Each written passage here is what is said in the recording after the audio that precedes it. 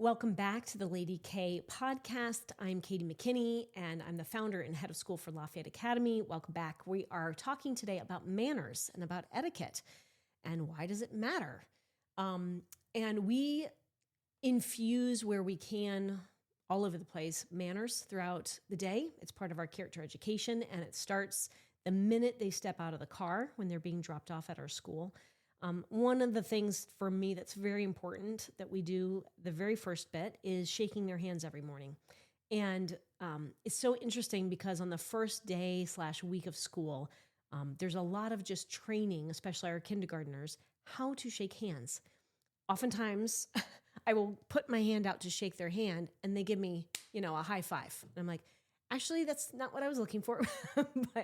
And so I tell them, I say, when we greet each other in the mornings, I'm going to shake your hand. And the way we do it is this. And I talk to them, this part of your hand needs to match this part of my hand. So they come together and they're like a puzzle, but they fit perfectly. And so that's how we shake hands together. And then I teach them how to do it with firmness. I tell them, I said, I don't want a limp fish, a dead fish. I want to have some firmness there. And then I say, we look each other in the eyes.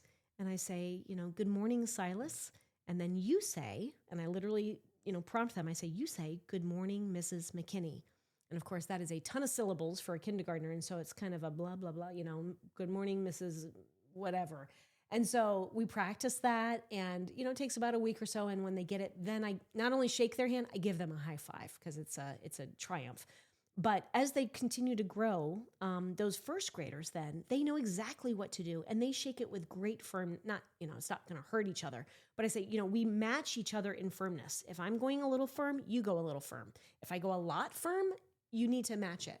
And so we practice that as well. And I've had parents tell me that it's a very important part they feel of the day. Not only is it teaching them, how to have confidence and greet another adult or another person, but, it's a reset for the child. I have no idea how their morning went. It may have been a great morning. It may have been a rough morning, but having that opportunity to get out of the car, greet me or whomever is there. If I'm not there, it's usually our curriculum director or someone else, greet them. It's just kind of okay, I'm walking into a new part of my day, a new chapter here. It's a reset perhaps, and here we go. And so that's also a wonderful way to start the day. It raises the standard on how we treat each other, how we greet each other. It also allows me to see the child like eye to eye, and I know them fairly well at this point. We know them all by name. There's 125 of them, and I know each one of them by name. And you can tell if they're off. They come in and their eyes look a little red. There's something, and I'll oftentimes say, you know what, hold on just a second. Let me greet some of these other kids and let's have a quick powwow. And oftentimes they'll just divulge into tears or this is what happened. And oftentimes it's just a hug. It's an acknowledgement of, I get it. We all have rough mornings. It's going to be okay. Don't let that dictate the rest of your day. And let's do it together. And sometimes I'm going to just hold them by me for a little while until they're ready to kind of take a breath and get into the school. Or sometimes they're ready to go after that little bit of a hug. So that handshake has a lot of impact and emphasis for the student. Another thing we teach our men, our boys, is that whenever there's an opportunity to hold a door for a lady, that you take that opportunity. Or if there's an opportunity to pull a chair out for a woman or a lady or a girl, that you might have that opportunity to take advantage. It's been lovely. I have a brother, sister who come in. The brother is 7th grade. The sister is in 1st grade. And I just told him one time, I said, if you think of it, because I didn't want to force it, but I said, if you think of it, it's a nice thing when I shake your hand in the morning to let your sister go first and then to you have you go second. And I hadn't had to say that anymore to him. I did not have to say that anymore to him. He took that and ran with it, and every single day now, it's been now probably 2 months, they walk up together, but then he initiates, he takes a step back, and he ushers his sister forward and lets her shake my hand first. It is such a beautiful, gentlemanly, thoughtful, sort of a governing sense of manhood. It's beautiful to see that in him, and he does it every day. So that's really lovely.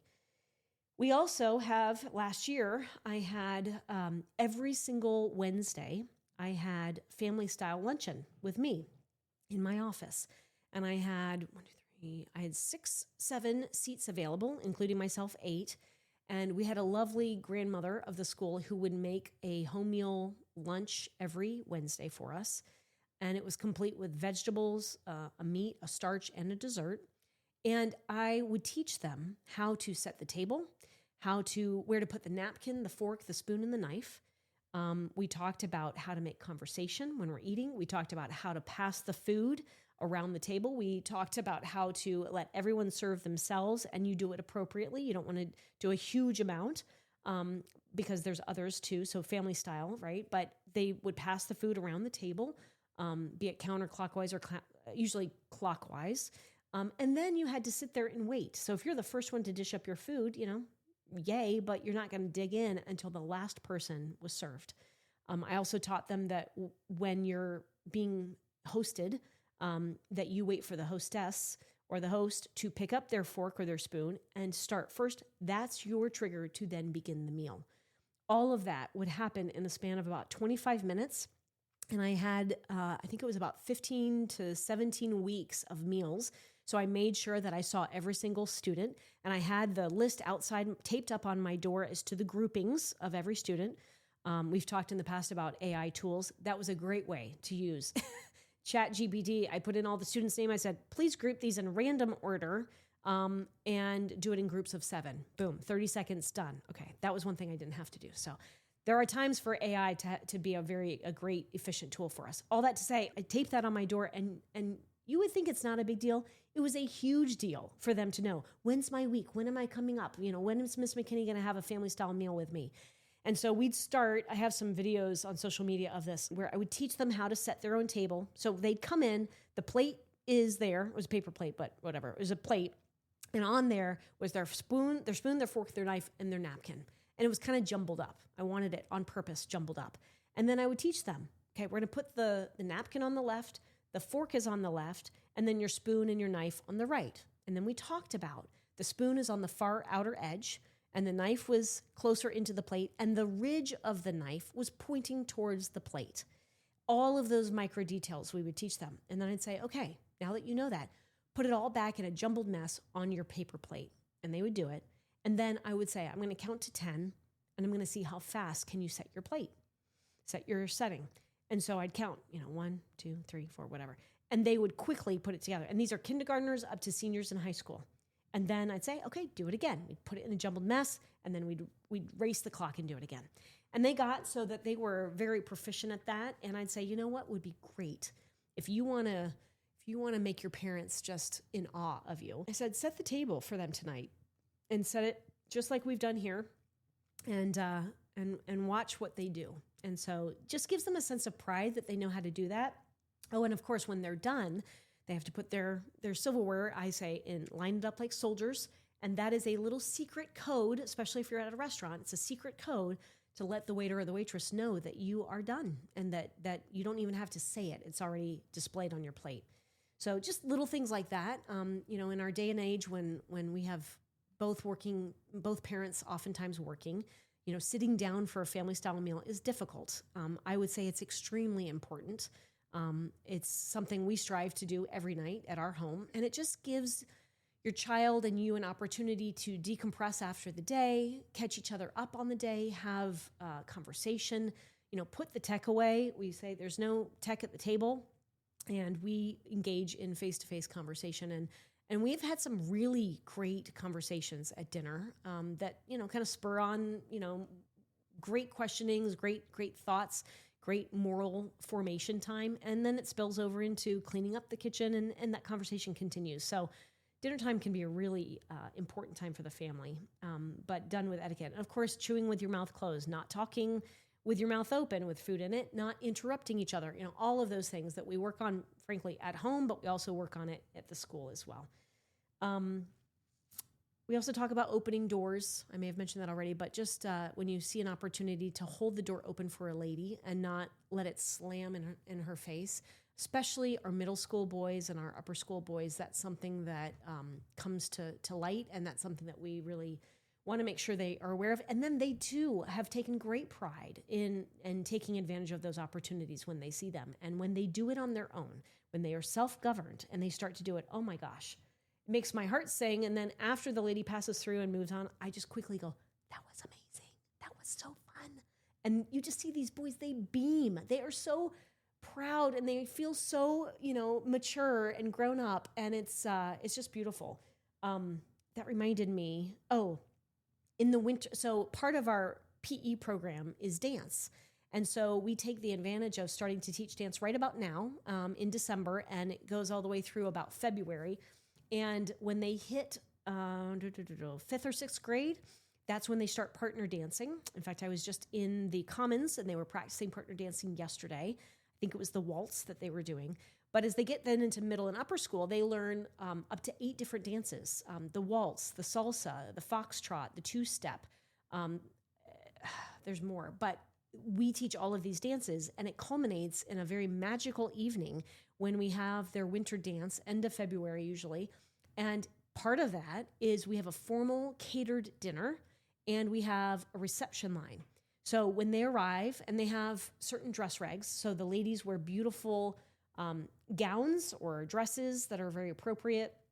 I could go into the etiquetteness of that, but whatever. It's beautiful gowns and dresses. The men are in suits and ties, and they walk through a reception line. We teach them that ahead of time. Again, how to shake hands, how to greet each other, how to introduce maybe someone who's coming right behind you. Hello, Mr. McKinney.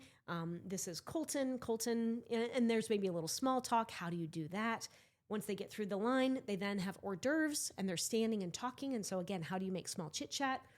Then once they sit down, we have our beautiful formal dinner. Again, how do we have conversation? What do we talk about? And it's a good hour and a half that we're sitting there. And this is 7th graders through 12th graders. And then we sporadically drip parents and some Lafayette supporters and whatnot throughout. So they have some adult conversation as well as student conversation.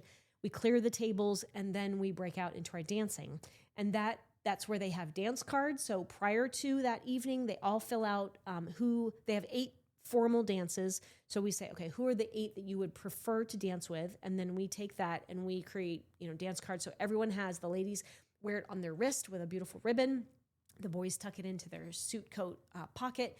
And so with every new dance, okay, this dance, we're doing the foxtrot. Please look at dance number 3, find your partner. And then that way it eliminates the awkwardness of who should I ask and who's going to ask me. And that's all eliminated.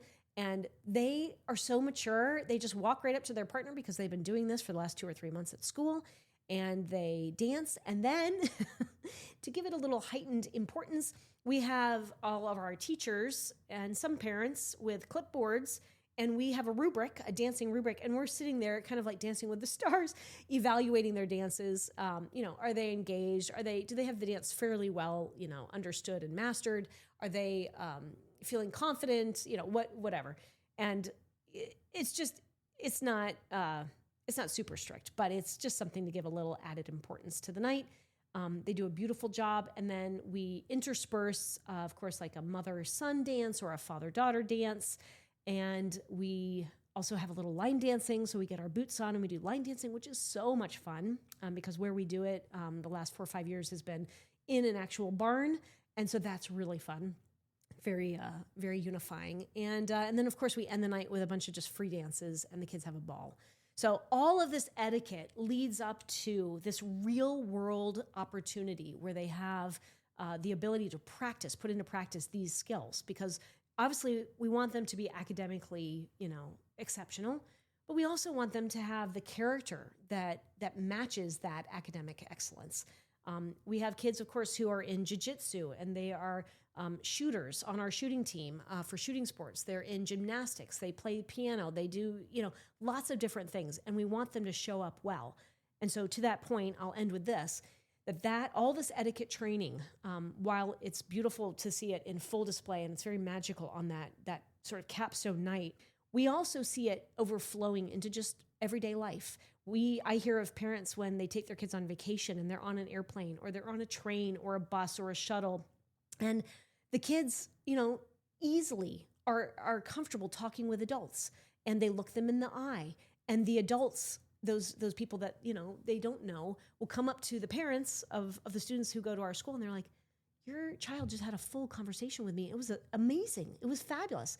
And of course, for us at this point, it's like, it's very normal. This is not a big deal, but it's lovely that that's carrying over into real world scenarios. With our shooting team, we get consistently from some of the scorers, the owners of these shooting fields, our competitors, the coaches of the competitors. We get it all over the place that our students are the most polite. They are the most honest. They are the most thoughtful. They clean up after themselves. The shells, they immediately pick them up. If the ref makes a poor call, the student will confront that, even if it's against themselves, even if it's going to mean that they lose a point. We have trained our students that it's the right thing to do that. That's part of being a good sport, is to call out the truth. And so it's wonderful to see that we're cultivating in the school. Hopefully our parents are obviously valuing it. They're teaching it at home. And then it just overflows into everyday life. It's just part of who they are. And again, kind of comes full circle. It starts with that handshake every day. It's that expectation that you're here to be excellent, and we see you as excellent, and we know you're going to demonstrate that. And it's another one of those beautiful privileges of being able to run a school. And it's a joy. It makes teaching a joy. It makes interacting with them a joy. And hopefully it's something that you are doing at home. And maybe you can even find a school that supports that as well. Have a great day.